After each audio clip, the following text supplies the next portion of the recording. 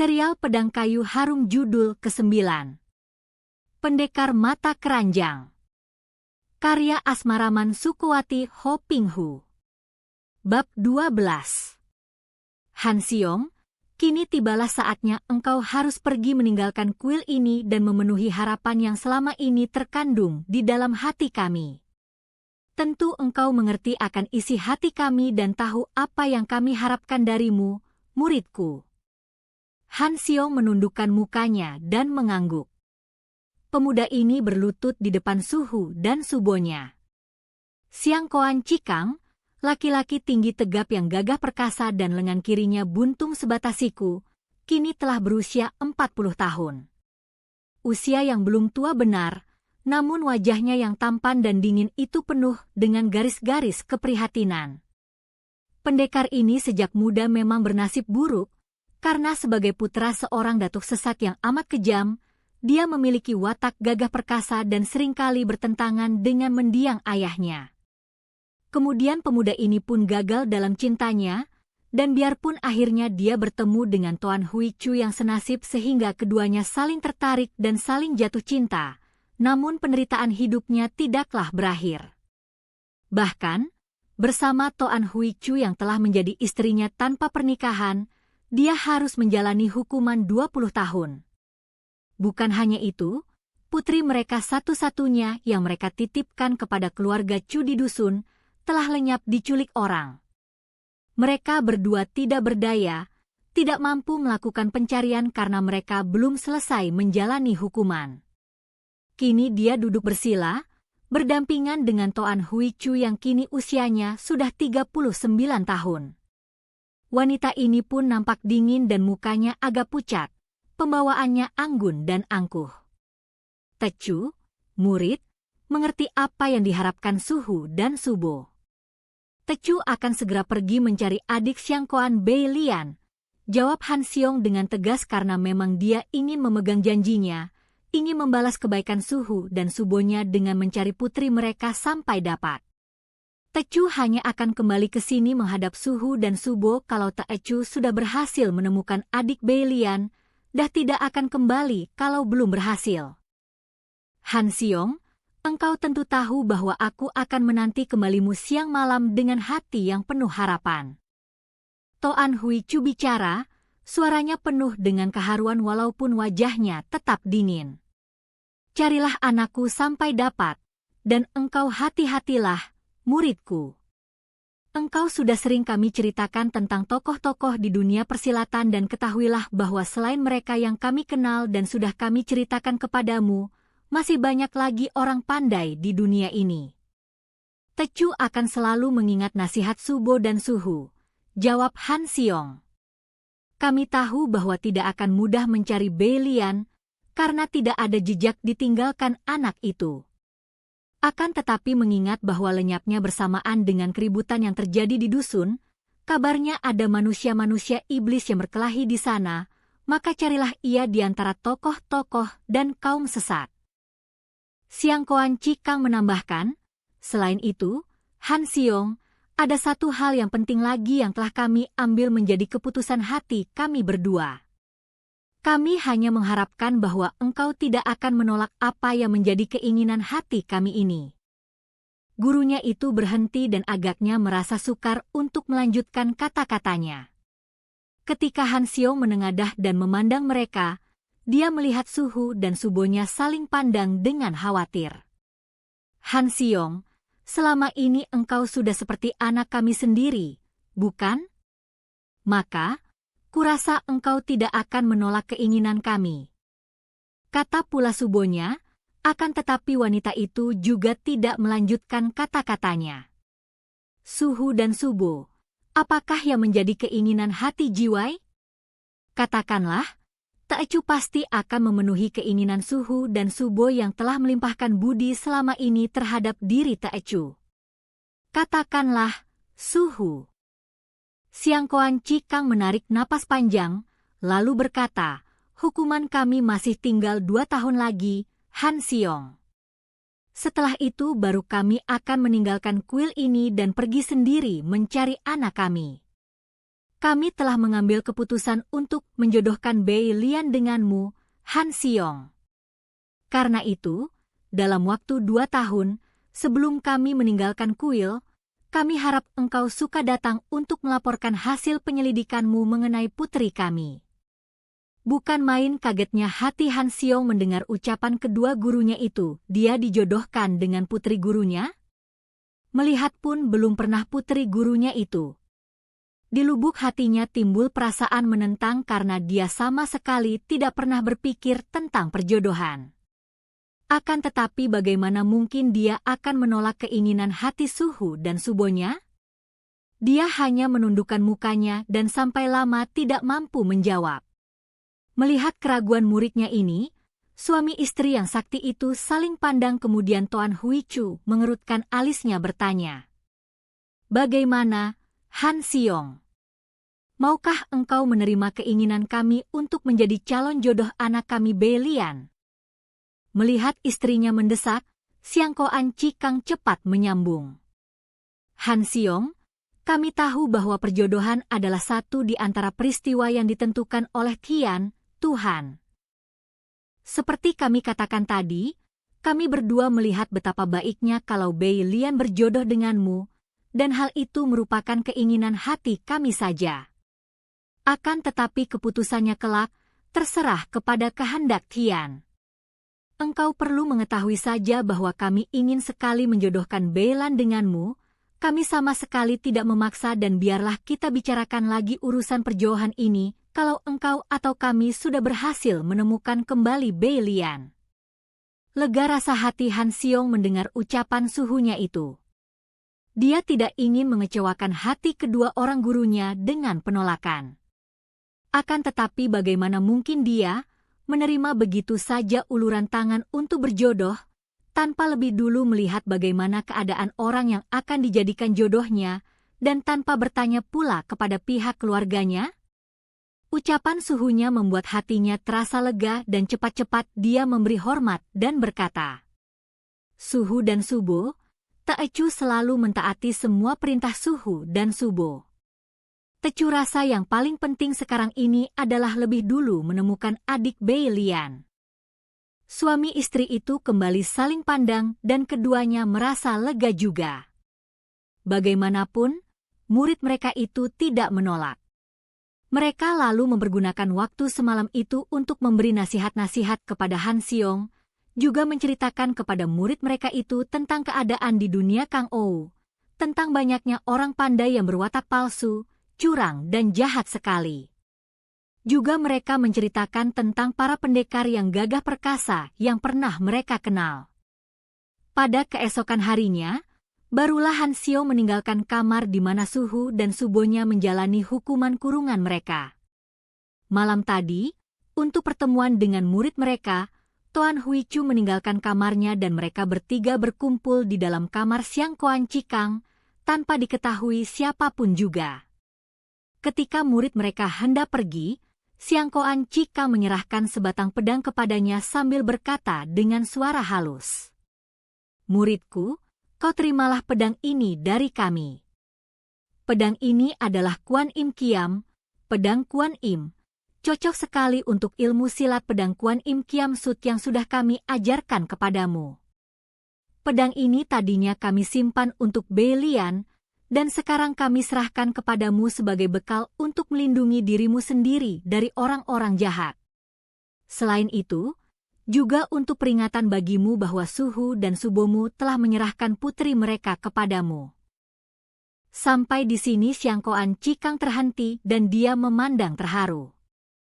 Han Xiong menerima pedang itu, pedang yang ringan dan pendek, lalu menyimpannya di dalam buntalan pakaiannya. Dia meninggalkan kamar renungan dosa atau kamar penebus dosa itu, diikuti pandang mata Suhu dan Subonya yang merasa kehilangan, karena selama 8 tahun ini mereka menggembleng Han Xiong seperti anak sendiri. Sejak Han Xiong masih seorang anak laki-laki sampai kini menjadi seorang pemuda dewasa berusia 20 tahun. Pada keesokan harinya, Han Xiong menghadap Cheng Hok Hueshio, ketua kuil itu yang kini telah menjadi seorang kakek yang tua sekali. Dengan usianya yang 73 tahun, Cheng Hok Hueshio masih nampak gagah, tinggi besar bermuka hitam dan wataknya masih keras berdisiplin. Ketika Han Xiong menghadap padanya untuk berpamit, Hueshio ini mengangguk-angguk.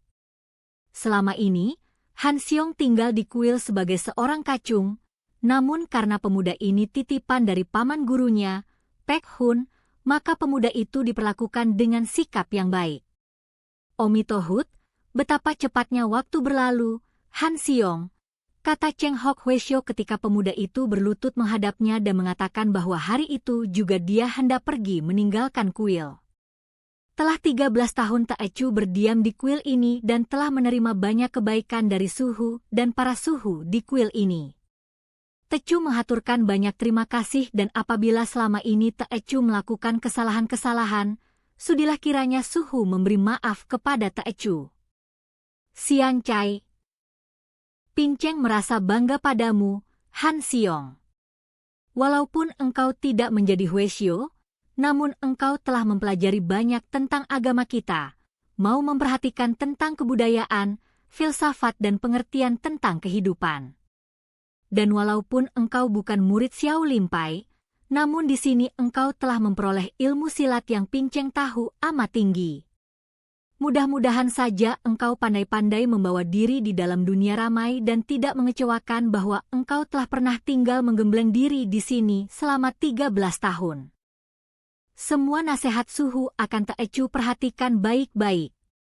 Ada satu hal penting yang perlu kau ketahui, Han Xiong. Tahukah engkau di mana adanya keluargamu? Han Xiong menggelengkan kepalanya. Justru Taecu ingin bertanya kepada suhu di mana Taecu dapat bertemu dengan kakek buyut Pek Hun yang dulu membawa Taecu ke kuil ini. Hueshio tua itu menarik napas panjang. Pinceng sendiri tidak tahu di mana Pek Hun Susyok berada. Mungkin dia kembali ke Kunlun San. Akan tetapi menurut apa yang dipesannya kepada Pinceng ketika dia menitipkan engkau di sini, setelah engkau dewasa, engkau diharuskan mencari keluargamu, yaitu keluarga Pek. Ayahmu adalah cucu Susyok Pek Hun. Ayahmu bernama Pek Kong, putra ketua Pek Simpang yang berasal dari daerah Konggoan di Provinsi Sichuan. Nah, engkau carilah keluargamu di sana, Han Xiong. Setelah menerima banyak petunjuk dari Cheng Hok Hueshio, berangkatlah Han Xiong meninggalkan kuil itu. Tentu saja telah terjadi perubahan besar selama 13 tahun ini atas dirinya.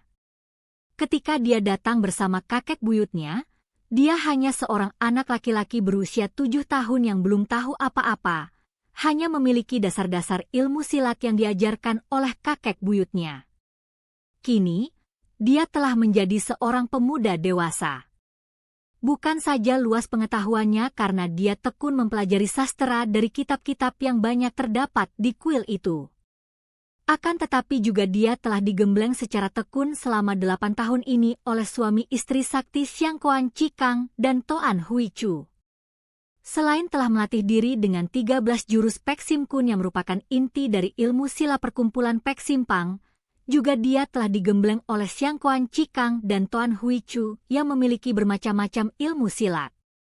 Juga ilmu yang baru didapatkan oleh dua orang itu, yaitu ilmu Kuan Im Kiam Sut dan Kuan Im Sin Kun telah dipelajarinya dengan baik sekali. Selain semua ilmu silat itu, juga dari subonya, Toan Hui Chu, Han Xiong telah pula mempelajari ilmu Hoatsut atau sihir yang mempergunakan kekuatan hitam untuk menundukkan lawan. Hal ini tidaklah aneh karena Toan Hui Chu adalah putri dari Raja dan Ratu Iblis yang selain tinggi sekali ilmu silatnya, juga merupakan datuk-datuk sesat.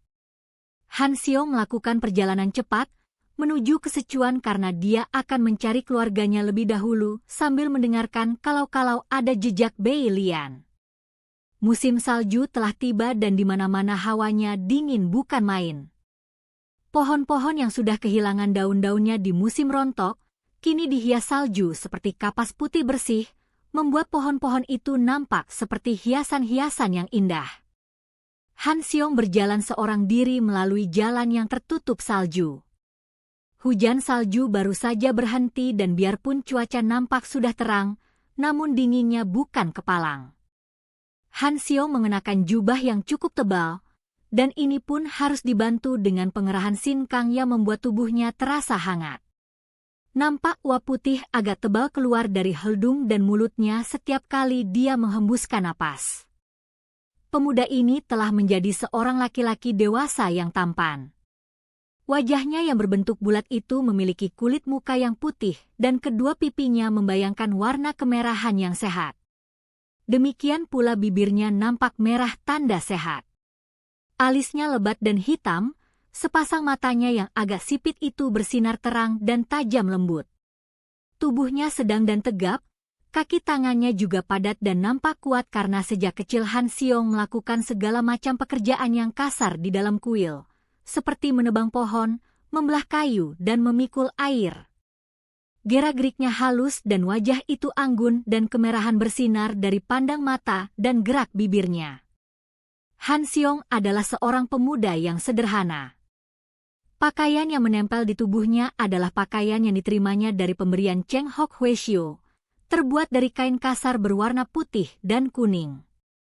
Jubah tebal itu terbuat dari kapas, akan tetapi juga kasar, seperti yang dipakai oleh para Hueshio kuil itu di musim salju. Buntalan pakaiannya hanya terisi beberapa potong pakaian dan juga pedang Kuan Im Kiam pemberian gurunya, dan sedikit uang perak yang berada di dalam buntalannya adalah pemberian Toan Hui Chu.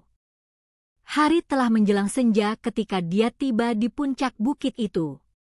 Sebuah bukit gundul yang hanya ditumbuhi pohon-pohon yang kini sudah menjadi hiasan putih dari salju. Tempat itu nampak lengang dan dinginnya bukan kepalang. Han Xiong memandang ke bawah, ke arah timur. Di lereng itu terdapat sebuah dusun, pikirnya girang. Di musim salju begini, dia harus mendapatkan rumah penduduk atau setidaknya guha atau tempat yang terlindung untuk melewatkan malam. Tidak seperti di musim lain, di mana dia dapat saja melewatkan malam di bawah pohon sambil membuat api unggun. Tersesat di tempat yang tidak terlindung dalam musim dingin seperti ini, amatlah berbahaya. Orang dapat mati kedinginan. Ketika Han Xiong hendak menuruni bukit itu dengan cepat agar tidak sampai kemalaman tiba di dusun di lereng itu, tiba-tiba dia mendengar suara orang tertawa-tawa. Suara ketawa itu parau dan aneh, juga menyeramkan. Di tempat sunyi seperti itu, di mana hawa dingin membuat orang menggigil, bagaimana tiba-tiba saja terdengar suara orang tertawa-tawa? Han Xiong merasa tertarik dan cepat dia menghampiri tempat dari mana datangnya suara itu, yaitu dari balik sebuah batu gunung. Ketika dia tiba di balik batu besar itu, Han Xiong berdiri tertegun, bahkan matanya terbelalak memandang ke depan. Penglihatan di depan memang sungguh luar biasa sekali. Seorang kakek sukar ditaksir berapa usianya, berkepala gundul, berperut gendus sekali, sehingga tubuhnya nampak serba bulat, sedang membuat sebuah boneka salju. Hebatnya kakek yang tertawa-tawa itu bertelanjang dada, hanya memakai celana panjang saja, disambung sepatu rumput. Dalam hawa sedingin itu bertelanjang badan atas, sungguh merupakan hal yang luar biasa sekali. Apalagi masih sempat tertawa-tawa dan bermain-main seorang diri membuat boneka salju, tertawa dan membentuk boneka besar itu, sebesar dirinya, bahkan boneka itu pun menyerupai dirinya, seorang kakek gundul dengan perut gendut bukan main. Biarpun Han Xiong belum memiliki banyak pengalaman di dunia persilatan, namun melihat keadaan kakek gendut itu, dia dapat menduga bahwa tentu dia bertemu dengan seorang kakek yang sakti. Baru keadaannya setengah telanjang di antara salju itu saja sudah membuktikan akan kesaktiannya. Tanpa memiliki sinkang yang luar biasa kuatnya, tidak mungkin orang dapat bertahan bermain-main dengan salju dengan tubuh atas telanjang. Dan masih dapat tertawa-tawa pula. Maka dia pun bermaksud untuk meninggalkan kakek itu, tidak ingin perjalanannya menuju ke dusun di bawah itu terganggu dan terlambat. Dia sudah memutar tubuh untuk pergi ketika terdengar suara dari belakangnya, suara yang parau dan nyaring. "Hei, enak saja kau. Berhenti." Tentu saja Han Xiong terkejut mendengar teguran yang tidak ramah, bahkan agak kasar ini. Dia tidak mau mencari urusan, maka dia pun membalik, memandang dengan wajah ramah penuh hormat. "Maaf, saya tidak ingin mengganggu keasyikan Lo Qianpui," kata Han Xiong, menyebut Lo Qianpui, orang tua perkasa, dan bersikap hormat karena dia yakin bahwa kakek itu seorang sakti. Sejenak kakek itu memandang penuh perhatian dan Han Xiong melihat betapa sinar mata yang mencorong itu seolah-olah mendatangkan rasa hangat ketika menyoroti tubuhnya. Diam-diam ia bergidik. "Orang muda, engkau datang melihat pekerjaanku tanpa diundang, maka kini engkau tidak boleh pergi begitu saja tanpa perkenanku." Han Xiong terkejut, akan tetapi menahan sabar. Dia melihat kakek itu kini sudah melanjutkan pekerjaannya membuat boneka besar dari salju itu, agaknya sudah lupa kepadanya karena tidak mempedulikannya sama sekali. Han Xiong berdiri saja menonton, tidak tahu harus berbuat apa, akan tetapi merasa lebih aman untuk tutup mulut untuk sementara ini. Jelas bahwa kakek ini berwatak kasar dan aneh, dan siapa tahu dia akan mendapat kesukaran kalau dia memaksa diri pergi meninggalkan kakek itu. Maka dia berdiri menonton, merasa betapa kedua kakinya hampir beku karena hawa dingin dari tanah berlapis salju itu seperti menembus sepatunya dan meresap masuk ke dalam kedua kaki melalui telapak kakinya. Terpaksa dia mengerahkan sinkangnya ke arah kedua kaki, memaksa hawa dingin itu turun kembali dan karena pengerahan sinkang ini, maka uap putih mengepul tebal dari kepalanya. Ada setengah jam Han Xiong berdiri menonton. Dia pikir kalau kakek itu sudah selesai membuat boneka salju, tentu dia diperbolehkan pergi. Akan tetapi kakek itu masih terus memperbaiki boneka yang sudah selesai itu dan dia merasa betapa cuaca mulai agak gelap. Dia khawatir tidak akan dapat masuk ke dusun itu dalam waktu yang tepat, yaitu sebelum malam tiba. "Lo Qianpui, maafkan saya. Saya harus pergi sekarang, khawatir kalau sampai kemalaman sebelum tiba di dusun bawah itu. Kemalaman atau tidak bukan urusanku. Engkau sudah datang dan melihat, sekarang katakan bagaimana dengan hasil seni ciptaanku ini, miripkah dengan aku, baguskah?" Han Xiong merasa mendongkol juga. Kakek ini selain kasar, juga mau enaknya sendiri saja, tidak menghormati dan menghargai keperluan orang lain. Dia mengamati boneka salju yang runtuh karena saljunya merekah atau terlepas. Untuk menyatakan kedongkolan hatinya, dia menjawab, "Boneka salju itu tidak dapat dibilang bagus." Mendengar jawaban ini, kakek gendut itu melotot memandang kepada Han Xiong, kelihatan marah sekali. "Apa?" Dia berteriak. "Engkau tidak dapat menghargai hasil karya seniku yang hebat ini? Sungguh goblok, sungguh tolol, sungguh tidak berselera tinggi.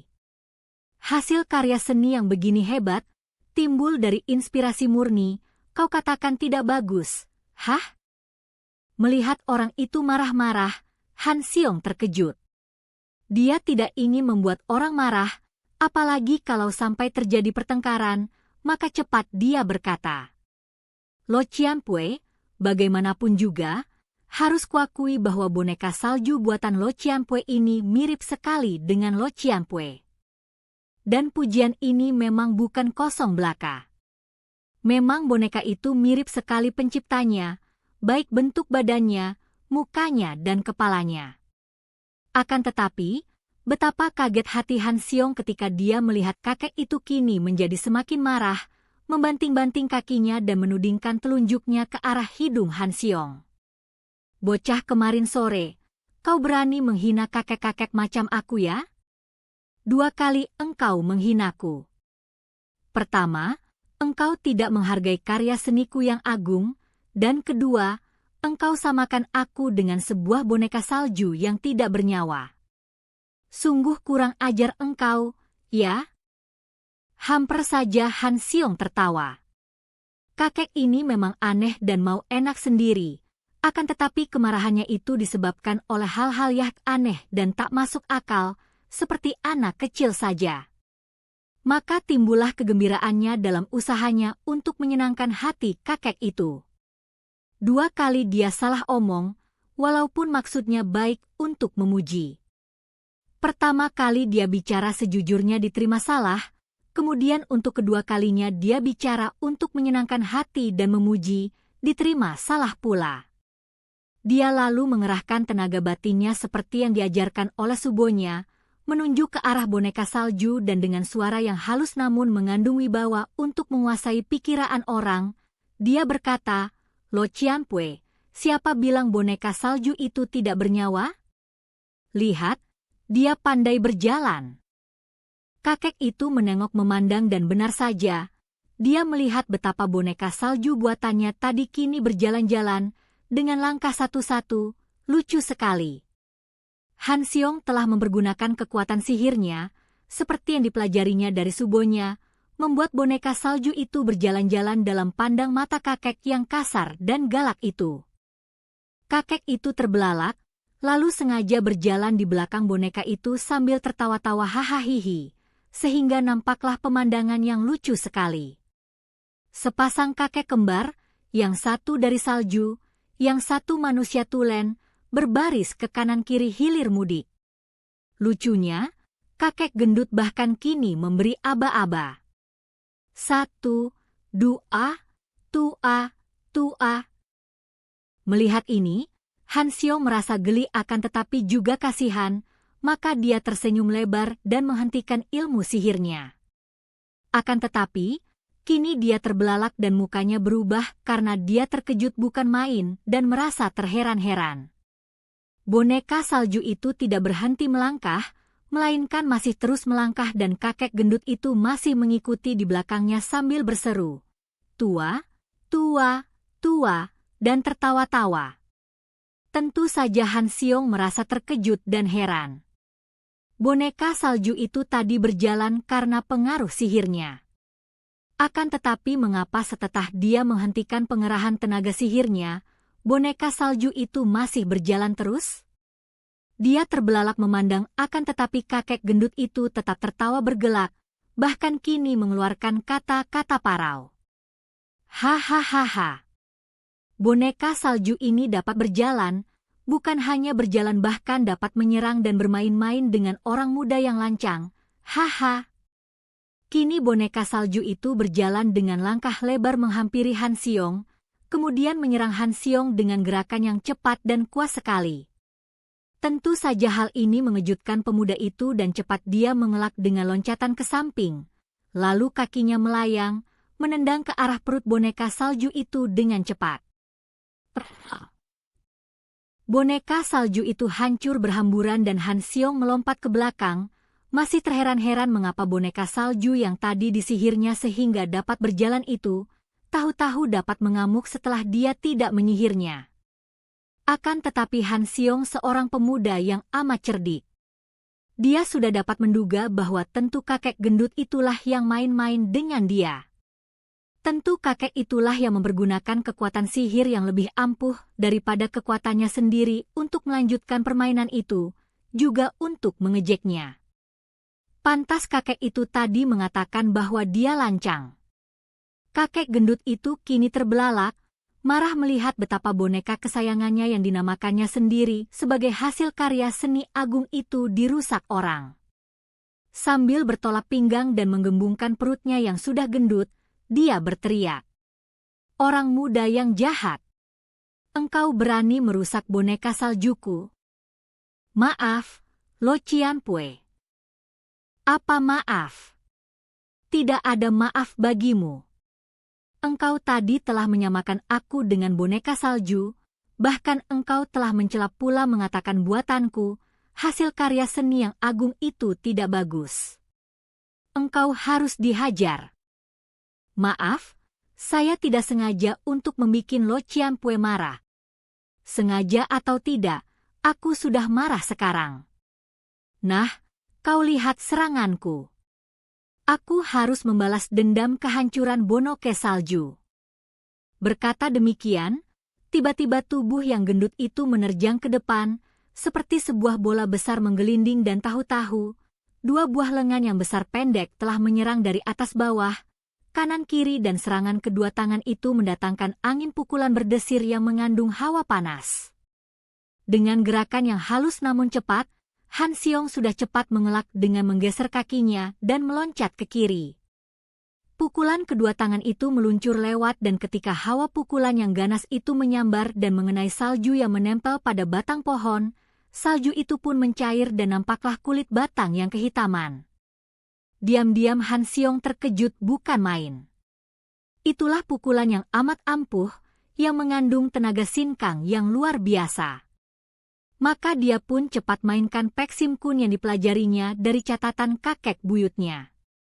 13 jurus Pek Sim Kun ini adalah perasan dari ilmu silat Pek Sim Kun, merupakan intinya, karena itu hebatnya bukan kepalang. Melihat gerakan pemuda itu, yang dilakukan dengan mantap, cepat dan mengandung sinkang yang kuat, kakek gendut itu mengimbanginya dengan elakan dan tangkisan yang kuat pula, dan membalas dengan pukulan-pukulan yang gayanya mirip dengan Pek Sim Kun. Tahulah Han Xiong bahwa kakek ini pandai pula dengan ilmu silat Xiao Lim Pai, maka dia bersilat dengan hati-hati dan berganti-ganti memainkan jurus Pek Sim Kun yang 13 banyaknya itu. Angin pukulan keras menyambar ketika Han Xiong menyondongkan tubuh ke depan, lengan kanannya menyambar dari sampingka dengan dahsyatnya, meninju ke arah pelipis lawan sedangkan tangan kirinya membuat gerakan terputar di depan dada, lalu meluncur ke bawah sebagai serangan susulan, menghantam dengan telapak tangan terbuka ke arah pusar. Hebat sekali jurus tangan terbuka dari Pek Sim Kun ini. Kakek gendut menyambutnya dengan tangkisan sambil mengeluarkan sertian kagum. Duk! Des! Benturan dua tenaga dahsyat membuat bumi di bawah mereka seolah-olah tergetar dan kakek gendut ini melangkah menundur 3 tindak, sedangkan Han Xiong agak terhuyung saking hebatnya tenaga lawan yang menangkisnya. Hahaha, ilmu silatmu hebat, berdasarkan ilmu Xiao Lim Pai. Sungguh engkau seorang pemuda yang mengagumkan, akan tetapi juga menjengkelkan karena engkau telah mengganggu aku. Kini Han Xiong sudah merasa yakin bahwa dia berhadapan dengan seorang kakek sakti, maka kesempatan ini dia pergunakan untuk berkata, "Harap Lo Cian Pue memaafkan kelancangan saya tadi." "Enak saja. Tidak ada maaf-maafan, hayo sambut seranganku ini," kata kakek itu yang agaknya timbul kegembiraannya karena mendapatkan seorang lawan tangguh dan kini tubuhnya sudah menggelinding lagi ke depan, mengirim serangan yang lebih dahsyat daripada tadi. Melihat ini, Han Xiong mengerutkan alisnya. Agaknya kakek itu bersungguh-sungguh hendak membunuh atau melukainya, maka dia pun terpaksa harus membela diri.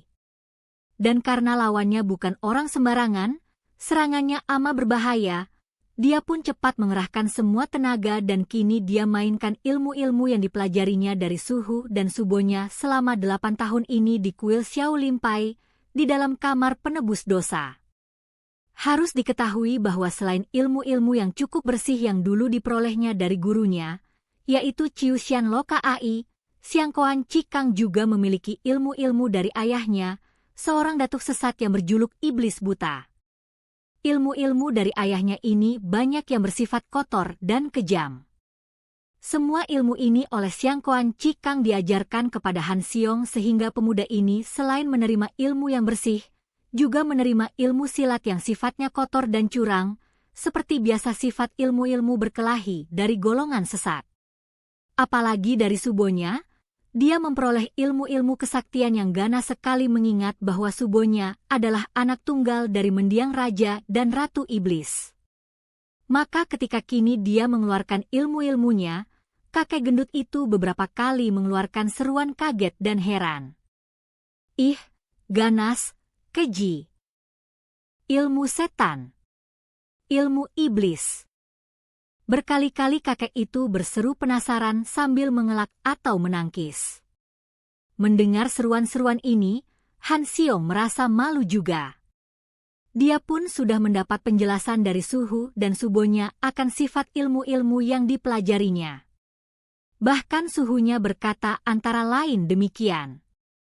Baik buruk atau baik jahatnya suatu ilmu tergantung dari penggunaannya, muridku, tergantung daripada manusianya yang mempergunakan ilmu itu. Akan tetapi harus diketahui bahwa dalam ilmu silat, memang terdapat ilmu-ilmu yang sifatnya memang jahat, kejam, curang, dan licik. Ilmu-ilmu silat semacam itu dipergunakan oleh kaum atau golongan sesat. Karena kami berdua memiliki lebih banyak ilmu silat kaum sesat itu, maka kami ajarkan keduanya kepadamu dengan harapan agar engkau mengerti benar bahwa yang penting adalah penggunaannya. Pergunakanlah ilmu-ilmu itu untuk membela kebenaran dan keadilan, sedangkan ilmu silat yang sesat itu dapat kau pergunakan untuk menghadapi lawan golongan sesat dan untuk memperoleh kemenangan dalam suatu perkelahian. Akan tetapi jangan sekali-kali dipergunakan untuk kejahatan, karena betapapun bersihnya suatu ilmu, kalau dipergunakan untuk kejahatan, ilmu itu pun menjadi ilmu kotor. Kini, teringat akan pesan gurunya, Han Xiong merasa malu. Kakek yang menjadi lawannya ini adalah orang aneh yang memaksanya bertanding. Akan tetapi dia belum mengenalnya, belum tahu dari golongan mana kakek ini. Maka, memalukan kalau dia harus mengeluarkan ilmu-ilmu yang bersifat curang dan kejam itu. Cepat dia pun merubah gerakannya dan kini Han Xiong bersilat dengan gerakan yang lemah lembut, halus seperti orang menari, namun di balik kehalusan itu tersembunyi kekuatan yang dahsyat. Itulah ilmu silat Kuan Im Kun. Kakek gendut itu mengeluarkan seruan kaget dan heran ketika Han Xiong pertama kali mengeluarkan jurus ilmu silat Kuan Im Kun, dan dia selalu mengelak dengan loncatan-loncatan ke kanan-kiri dan setelah dia yakin benar akan ilmu silat pemuda itu, tiba-tiba tubuhnya meloncat jauh ke belakang. "Hai, engkau mainkan ilmu silat dari Kuan Im Nio. Ia itu apa mukah?" tanyanya dengan mata terbelalak. Mendengar nama ini, Han Xiong terus terang menjawab, "Saya tidak mengenal Kuan Im Nio, Lo Chian Pue." "Mustahil. Jangan bohong kau. Engkau memainkan ilmu silatnya dan engkau mengatakan tidak mengenal pemiliknya? Kalau begitu, tentu engkau mencuri ilmunya itu." "Saya mempelajarinya dari Suhu dan Subo." "Siapa nama Suhu dan Subomu? Apakah mereka itu murid Kuan Im Nio?" "Rasanya tidak mungkin. Perempuan angkuh itu tidak pernah mau mempunyai murid, katanya ingin membawa mati semua ilmunya." "Bukan, Lo Chian Pue. Suhu bernama Xiang Koan Cikang dan Subo bernama Toan Hui Chu, dan mereka secara kebetulan saja menemukan kitab-kitab ilmu yang saya mainkan tadi." "Di mana ditemukannya? Dan apakah Kuan Im Nio masih hidup? Hayo ceritakan semua, orang muda." Kakek itu kini bersikap ramah dan dia duduk begitu saja di atas tanah yang tertutup salju, wajahnya seperti seorang anak kecil yang siap mendengarkan dongeng yang menarik. Melihat ini legalah hati Han Xiong. Agaknya kakek aneh ini sudah tidak memusuhinya lagi, maka dia pun lalu duduk di atas sebuah batu karena dia tidak ingin membiarkan celananya basah seperti kakek itu. Dia lalu menceritakan tentang pengalaman Suhu dan Subonya menemukan kitab-kitab dan pedang seperti yang diceritakan oleh mereka kepadanya. Secara kebetulan dan tidak disengaja, ketika Xiang Koan Cikang memeriksa kamar di mana dia harus menjalani hukuman, dia menemukan kitab-kitab yang ada gambarnya Kuan Im Posat. Bersama Toan Hui Chu dia lalu mempelajari dua buah kitab itu yang mereka namakan Kuan Im Kun dan Kuan Im Kiam Sut sesuai dengan gambar-gambar Kuan Im Posat yang menghias sampul-sampul dua buah kitab itu. Kemudian, beberapa tahun kemudian, giliran Toan Hui Chu yang menemukan lubang rahasia di kamar ia menjalani hukumannya. Ketika ia membongkarnya, lubang di lantai itu menembus ke sebuah kamar di bawah tanah dan di situ ia menemukan rangka manusia yang masih mengenakan pakaian seperti pakaian Dewi Kuan Im Posat, dan di atas pangkuan kerangka manusia itu ia menemukan sebatang pedang tipis pendek. Itulah pedang yang mereka namakan pedang Kuan Im Kiam yang kemudian mereka berikan kepada Han Xiong sebagai tanda ikatan jodoh antara murid mereka itu dengan putri mereka yang hilang diculik orang. Demikianlah, Lo Ciampue. Saya mewarisi kedua ilmu itu bersama pedangnya dari Suhu dan Subo yang menemukan semua itu di dalam kamar-kamar mereka di kuil Xiao Lim Si. Han Xiong mengakhiri ceritanya tanpa menyebut tentang ikatan jodoh itu tentu saja. Kakek gendut itu tiba-tiba menangis. Tentu saja Han Xiong menjadi bengong. Dia mengamati dengan penuh perhatian, mengira bahwa kakek sakti ini tentu seorang yang sudah miring otaknya, atau memiliki watak yang demikian anehnya sehingga mendekati gila. Kakek yang duduk di atas tanah bersalju itu menangis dengan kedua punggung tangan menghapus air mata, pundaknya bergoyang-goyang, perutnya yang gendut itu bergerak-gerak, persis seperti seorang anak kecil, dari mulutnya keluar suara tangisan yang parau. Diam-diam keadaan ini menimbulkan keharuan dalam hati Han Xiong. Patut dikasihani kakek itu, pikirnya. Perempuan, memang aneh sekali. Kakek itu kini berhenti menangis dan bicara seperti kepada diri sendiri. Kuan Im Nio, nenek tua bangka, kenapa engkau menyiksa dirimu sampai demikian rupa? Aku mengerti. Engkau agaknya hendak menghabiskan sisa umurmu untuk menebus dosa di dalam kuil, membawa ilmumu dan pedangmu mengubur diri di dalam kuil. Akan tetapi, ternyata ada orang-orang yang berjodoh denganmu sehingga mewarisi pedang dan ilmu-ilmumu. Kembali dia terisak. Han Xiong membiarkan saja kakek itu menangis sampai akhirnya dia berhenti menangis, memandang kepadanya dengan mata merah. Orang muda, siapakah namamu? Nama saya Pek Han Xiong, Lo Ciampue. Kakek itu terbelalak dan memandang tajam. Engkau Shipek? Kalau begitu ilmu silatmu yang pertama tadi adalah ilmu silat dari Pek Simpang? Engkau masih ada hubungan dengan para ketua-ketua Pek Simpang? Saya adalah keturunan ketua Pek Simpang.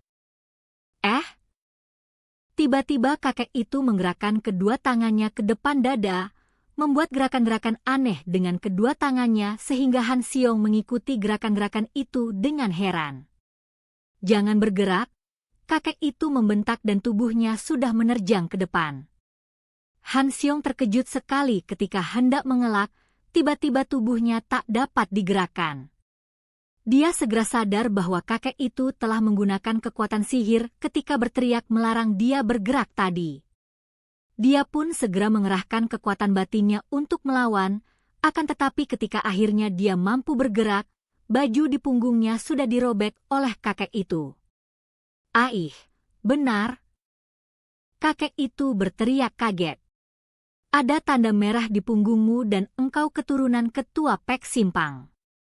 Dan tiba-tiba saja kakek gendut itu menjatuhkan diri berlutut di depan kaki Han Xiong.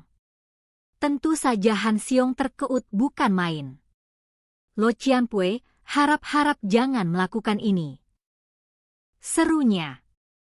Paduka adalah sintong yang telah lama menggegerkan seluruh daerah barat, sudah sepatutnya kalau saya menghormati Paduka dan sudah sepatutnya kalau saya menyerahkan seluruh kepandaian yang ada kepada Paduka. Celaka, pikir Han Xiong. Kakek ini benar-benar sinting.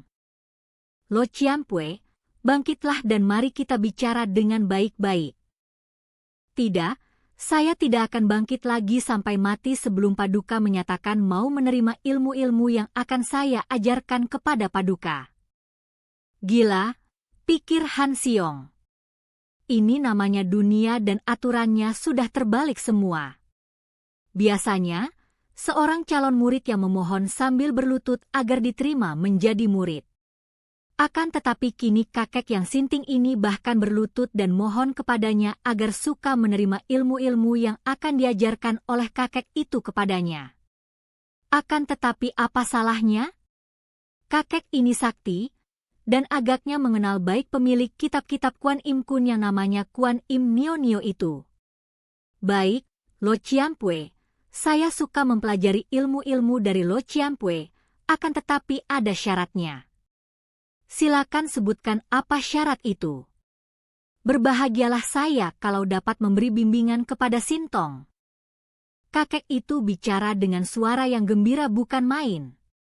Syaratnya ada 2. Pertama, saya hanya akan belajar 1 tahun saja kepada Lo Ciampue karena banyak urusan harus saya selesaikan. Kedua, Lo Ciampue agar bersikap biasa seperti seorang guru terhadap murid.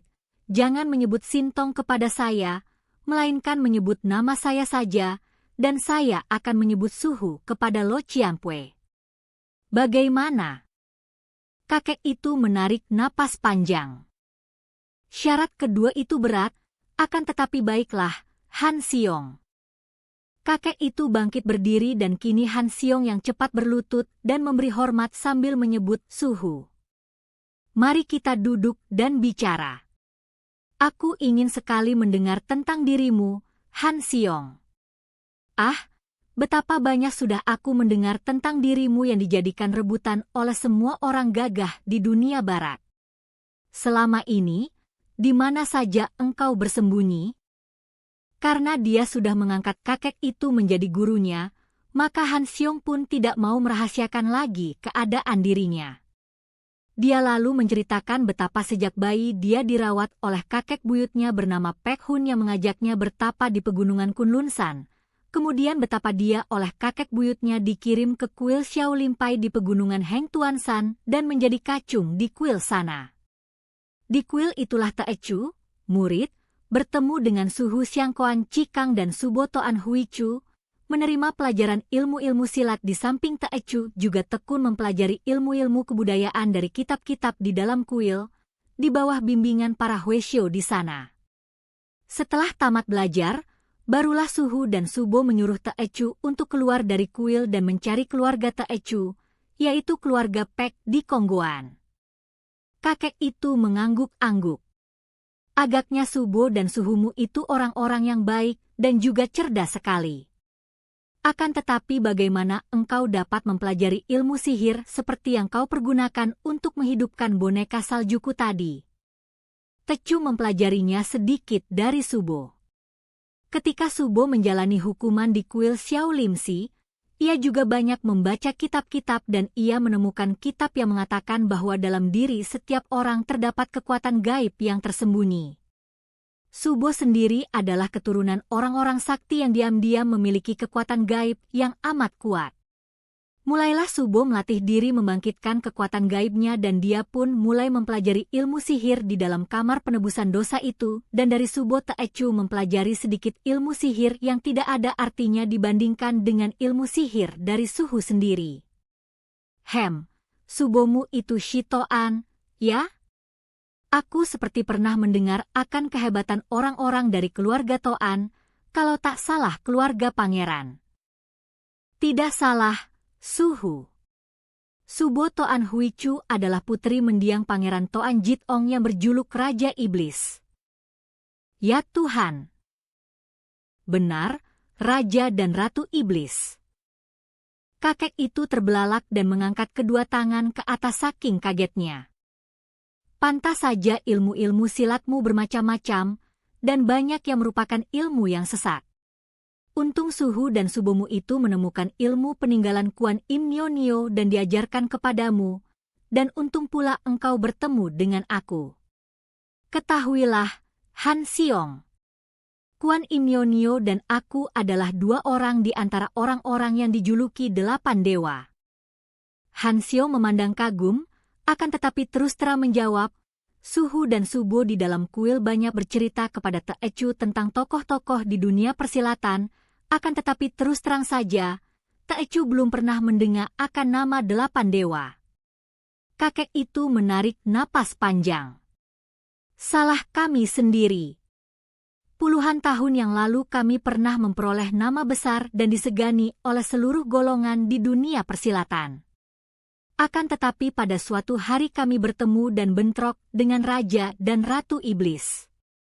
Kami mengadu ilmu dengan mereka dengan perjanjian bahwa siapa yang kalah harus pergi bertapa dan tidak boleh lagi muncul di dunia persilatan. Dan kami kalah. Kami memegang janji.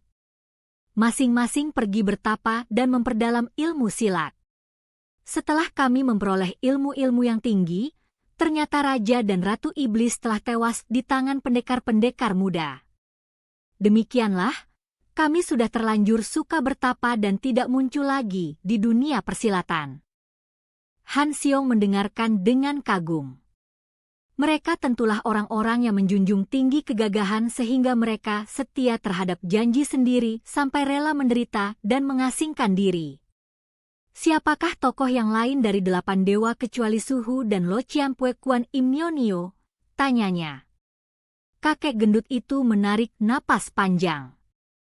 Nama 8 dewa yang tadinya gemilang itu telah menjadi muram, bahkan tenggelam dan lenyap setelah kami ditaklukkan oleh Raja dan Ratu Iblis. Kami cerai-berai, pergi bertapa dan tidak saling berhubungan lagi sampai puluhan tahun. Di antara kami yang 8 orang, hanya terdapat 2 orang wanitanya, yaitu Kuan Im Nio Nio dan In Leong Nio. Yang 6 orang sisanya adalah pria semua, susunannya seperti ini. Aku sendiri disebut orang Ban Hok Lo Jin atau juga diejek dengan sebutan Jilai Hut, kemudian Chiu Xian Lo Kai atau Chiu Xian Sin Kai, Go Bei Sanjin yang kabarnya sekarang telah masuk menjadi pendeta lama berjuluk Si Qian Lama, Wei Lo Jin, Xiang Qiang Lo Jin, dan Xian Engchu De Kok. Nah, itulah nama-nama 8 dewa yang sudah lama meninggalkan dunia ramai. Akan tetapi selama ini aku tidak pernah bertemu atau berhubungan dengan mereka, hanya kabarnya 4 di antara kami, yaitu Go Bei Sanjin, Chiu Xian Sin Kai, Wei Lo Jin, dan Xiang Qiang Lo Jin, ikut pula membantu ketika para pendekar muda yang menjadi murid-murid mereka membasmi Raja dan Ratu Iblis bersama gerombolannya. Sekarang aku tidak tahu di mana mereka, masih hidup ataukah sudah mati semua seperti Kuan Im Nio Nio. Kembali kakek gendut itu menarik napas panjang, akan tetapi wajahnya sudah cerah kembali dan senyum menghias mulutnya. Han Xiong menjadi semakin kagum kiranya kakek yang menjadi gurunya ini adalah seorang sakti dan dia pun girang bukan main. Semoga dalam waktu setahun Teochew akan menerima petunjuk-petunjuk yang berharga dari Suhu. Ilmu silatmu sudah tinggi tingkatnya, Han Xiong. Kalau engkau sudah menguasainya dengan sempurna, agaknya aku sendiri pun tidak akan menang darimu. Sayang engkau terlalu banyak mempelajari ilmu-ilmu sesat, untuk itu aku akan mengajarkan ilmu silat Pek Hong Sin Chiang, tangan sakti awan putih, kepadamu. Dan ilmu sihirmu itu jangan kau pergunakan. Aku akan mengajarmu untuk mempergunakan tenaga batin yang bersih untuk menghadapi segala macam kekuatan ilmu hitam. Suhu, apakah perbedaan antara sihir putih dan sihir hitam? Antara kekuatan bersih dan kekuatan kotor? Han Xiong merasa penasaran dan bertanya. Sudah kukatakan tadi bahwa bersih dan kotornya suatu ilmu tergantung daripada watak orang yang mempergunakannya. Akan tetapi yang dinamakan ilmu silat kotor adalah ilmu silat di mana dipergunakan segala kecurangan, alat-alat rahasia, racun-racun, cara-cara yang penuh tipu muslihat licik. Sebaliknya ilmu silat bersih adalah ilmu silat yang berdasarkan kekuatan yang terlatih, gerakan-gerakan yang kuat dan cepat, kewaspadaan yang membuat gerakan menjadi tepat, tanpa mempergunakan cara-cara curang untuk mengalahkan lawan. Sihir putih adalah penggunaan kekuatan batin yang terhimpun di dalam tubuh, mempergunakan kekuasaan dan kekuatan alam dengan dasar iman dan kepercayaan kepada Tuhan dan para dewa. Sebaliknya sihir hitam adalah penggunaan kekuatan yang datang dari setan-setan, roh jahat, dan segala macam kekuatan gaib yang mendorong pemakainya ke arah perbuatan jahat. Mulai hari itu, kembali Han Xiong menerima gemblengan, sekali ini dari seorang di antara 8 dewa yang memiliki ilmu kepandaian tinggi sekali. Dia belajar dengan amat tekun, di dalam sebuah guha di puncak bukit yang sunyi.